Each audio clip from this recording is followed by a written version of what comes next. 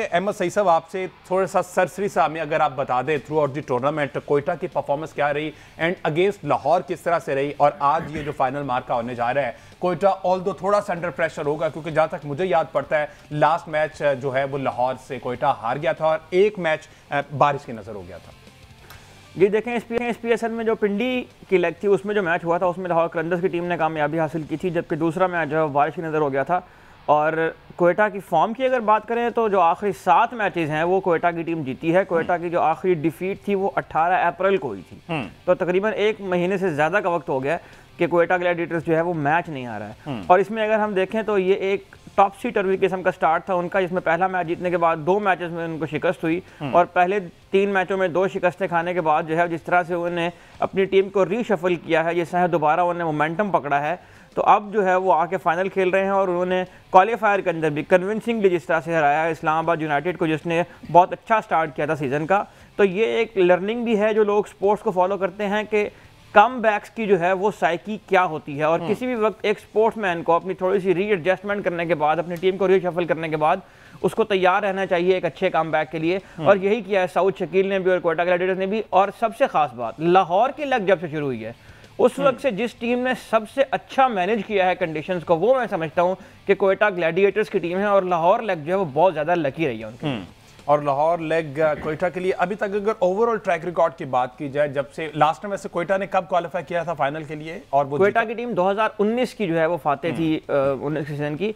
बात असल में ये होती है कि जब कोयटा की टीम दुबई से मुंतकिल होती है पाकिस्तानी कंडीशन में तो फिर हम देखते हैं कि एक डिप आता है इनकी फॉर्म के अंदर, क्योंकि जो टीम कॉम्बिनेशन इनका बना हुआ था दुबई की कंडीशंस के मुताबिक उसमें बहुत अच्छा परफॉर्म करते थे, बहुत अच्छे स्पिनर्स भी थे इनके पास। बल्कि अगर मैं आपको मेमोरीज में ले जाऊं तो मोहम्मद नवाज ने एक बार जो है वो 3 गेंदों पर 2 रन भी शायद बचा लिए थे उन्हें आखिरी ओवर के अंदर। इस तरह का भी एक मैच उन्होंने खेला था पेशावर ज़ल्मी के अगेंस्ट।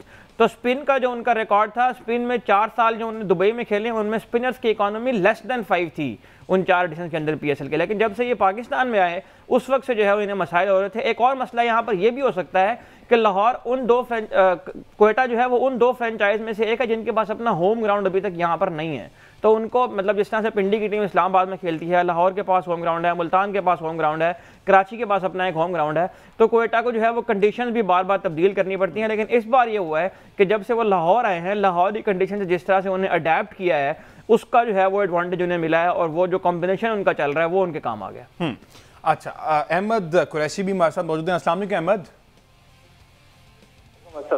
अहमद, मोहम्मद आमिर वर्सेस शाहीन शाह अफरीदी, पहला ओवर जो कि बड़ा इंपॉर्टेंट होता है फास्ट बॉलर के लिए, और दोनों फास्ट बॉलर जो हैं जिनको अगर पहले विकेट मिल जाए पहले ओवर में तो उसके बाद सिनेरियो बिल्कुल चेंज होता है। तो who are you looking for, क्या देख रहे हैं? कोयटा की टीम तगड़ी दिखाई दे रही है इस फाइनल मार्के में, या फिर लाहौर का कॉन्फिडेंस बहाल है क्योंकि पिछले 2 मैचेस जीतकर और अच्छे मार्जिन से जीतकर वो आ रहे हैं?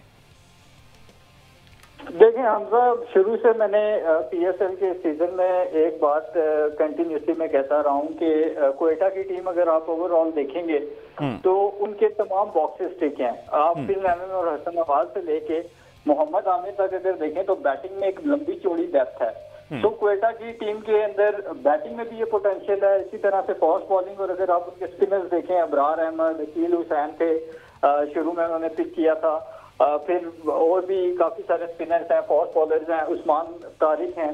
सो उनका एक कंप्लीट पैकेज है। तो उनके पास ऐसे प्लेयर्स हैं कि उनके 1-2 प्लेयर्स भी अगर चल जाते हैं तो वो इजीली मैच साइड पे कर सकते हैं। सो आज के मैच में मुझे ये लगता है कि ऑल दो लाहौर ने बड़ा अच्छा परफॉर्म किया, आउट क्लास किया लास्ट मैच में इस्लामाबाद यूनाइटेड को, लेकिन मुझे ऐसा फील हो रहा है कि लाहौर आज ये चौक कर सकती है। आपके लिए बुरी खबर है। अच्छा, लाहौर चौक कर सकती है। मोहम्मद आमिर की यहाँ बात हो रही है तो मोहम्मद आमिर के मैं कुछ स्टैट्स अगर आपके सामने रखूँ, मोहम्मद आमिर ने तकरीबन 324 जो है वो T20 मैच खेले जिनमें 376 विकेट्स उन्होंने हासिल किए हैं, जबकि उनकी इकोनॉमी जो है वो 7.24 है। अच्छा। जितनी भी वो लीग दुनिया भर में खेले हैं। तो ना सिर्फ पाकिस्तान में बल्कि पूरी दुनिया में इस इकोनॉमी रेट के साथ इतनी विकेट्स T20 क्रिकेट में किसी बॉलर ने भी हासिल नहीं की हैं। तो ये कंसिस्टेंसी है मोहम्मद आमिर के जो नंबर्स के अंदर भी नजर आती है। और इस PSL में मोहम्मद आमिर की 7.4 की इकोनॉमी अब तक चल रही है, तो विकेट्स भी हासिल करते हैं और साथ साथ उनका इकोनॉमी रेट, ये चीज हमें शाहीन अफरीदी में देखने में नहीं मिलती है। वो आमतौर पर विकेट लेते हैं लेकिन वो एक्सपेंसिव बहुत ज्यादा साबित होते हैं, हारिस रऊफ हो या शाहीन अफरीदी हो।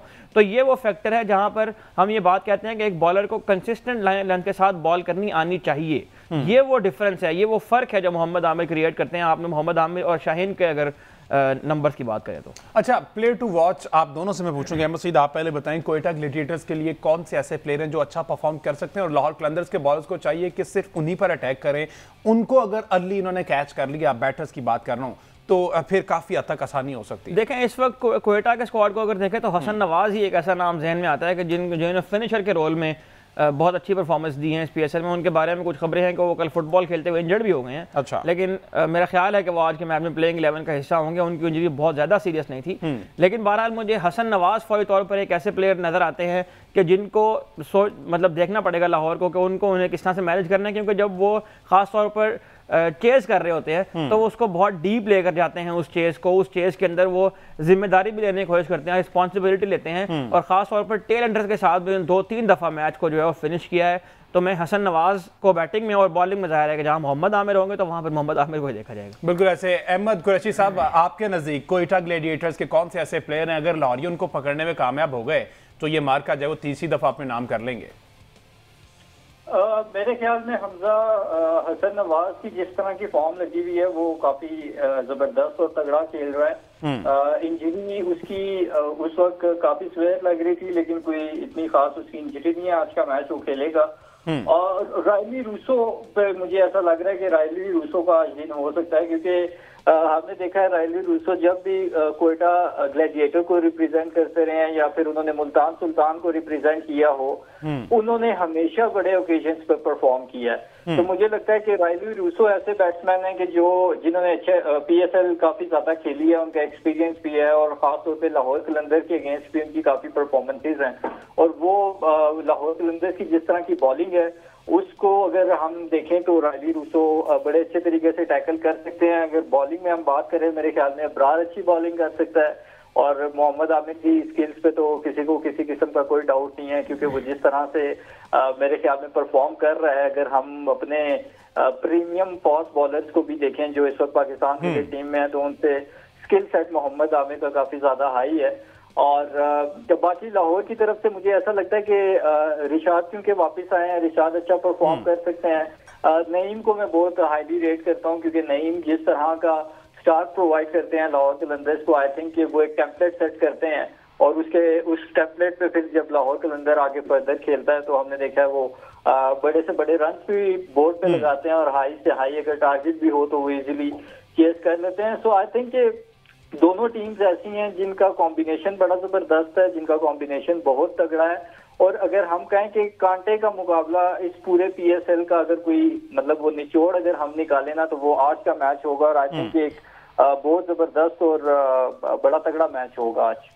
अच्छा अहमद सईद साहब, स्टार्ट में हमने देखा कि शुएब मलिक को खिलाया गया और वहीं से ही वो पहला मैच ही उस तरह से हम हार गए क्वेटा ग्लैडिएटर्स की टीम, और दोबारा से जब शुएब मलिक को मौका नहीं दिया गया, यंगस्टर को मौका दिया गया, शुएब मलिक अभी भी डगआउट में बैठे थे, उनके साथ होते एज मेंटोर सरफराज अहमद के साथ। तो कितना इंपॉर्टेंट होता है कि इस तरह के सीनियर प्लेयर का डगआउट में बैठना, प्लेयर्स को बकअप करना, और अपना सारा एक्सपीरियंस, कम से कम को 20 साल हो गए इन्हें क्रिकेट खेलते हैं, मोर देन दैट, और अब वो अभी भी डगआउट में बैठ के प्लेयर्स, तो ये कितना कॉन्फिडेंस हाई करता है प्लेयर्स का? देखें जब से फ्रेंचाइज क्रिकेट आई है, T20 जब से दुनिया में बहुत ज़्यादा होनी शुरू हुई है क्रिकेट के अंदर, तो उसमें जाहिर है कि बहुत सारे रोल्स अब निकल आए हैं। हर फर्द का एक एक रोल जो है वो डिफाइन होता है। तो शुएब मलिक को उन्हें इस दफ़ा मल्टीपल रोल मिल गया। शुएब मलिक जो है वो उनके मेंटोरशिप भी कर रहे हैं, शुएब मलिक जो है उनके प्लेयर भी हैं, खेल भी रहे हैं, और शुएब मलिक खुद भी जाहिर है कि इस बात पर इस्रार करते हैं अगर मेरी फिटनेस है T20 क्रिकेट खेलने वाले तो मुझे वो खेलनी चाहिए, मुझे जारी रखना चाहिए उसको।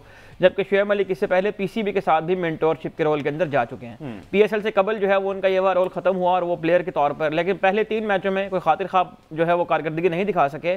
और यहाँ पर मैं कप्तान सऊद शकील और उनका जो थिंक टैंक बैठा हुआ पीछे, उसकी भी ज़ाहिर दाद देना चाहूँगा कि एक सीजन प्लेयर को, एक तजर्बाकार प्लेयर को जिसकी 20-22 साल 25 साल की क्रिकेट है, जिसकी 2000 में मेरा ख्याल इनका डेब्यू हुआ था, 25 साल हो गए इनको खेलते हुए, तो एक ऐसे प्लेयर को टीम से ड्रॉप करना भी सम टाइम एक गट्सी फैसला होता है। और वो डिसीजन लिया क्वेटा ग्लैडिएटर्स की टीम ने। उसकी जगह जब वो नए लड़के लेकर आए, ख्वाजा नाफे को 1-2-3 मैच में मौका मिला, हसन नवाज एक उनके इमर्जिंग प्लेयर हैं, वो बहुत अच्छा खेलना शुरू हो गए।